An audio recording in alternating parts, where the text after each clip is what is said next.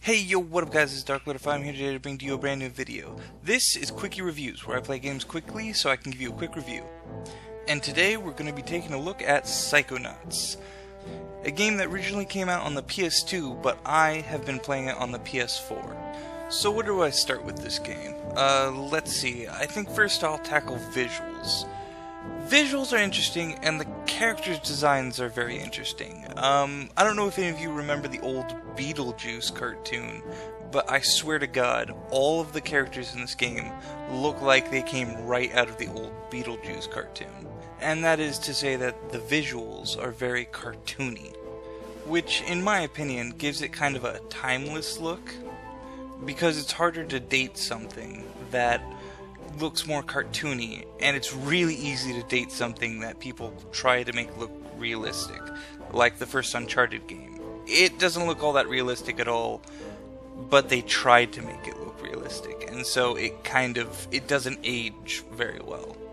That being said, the imagination used to make the characters and the world, it's absolutely wonderful. I mean, it's a beautiful, gorgeous looking environment and world, and all the little things that happen, it's a very interesting experience. It's one of those things that you can't really describe unless you actually, play it for yourself, or maybe watch a playthrough of it. It's a very interesting visual style.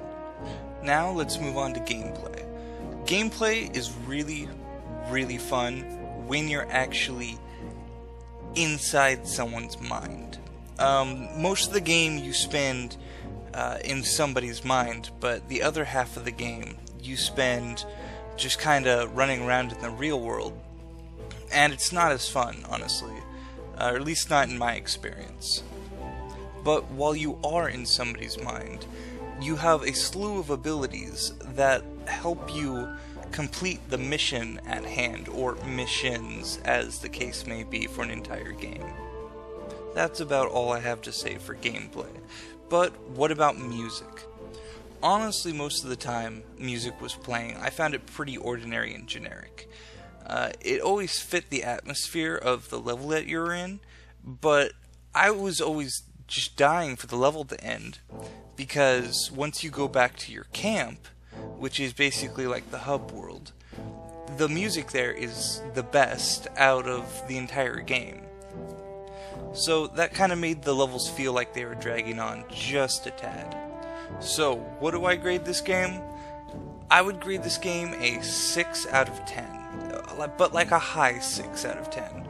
It definitely had some things that brought me into it and made me interested in what was happening, the visuals, the story. There's so many things that I was just waiting to find out the conclusion to in the story. But there are things in this game that hold it back.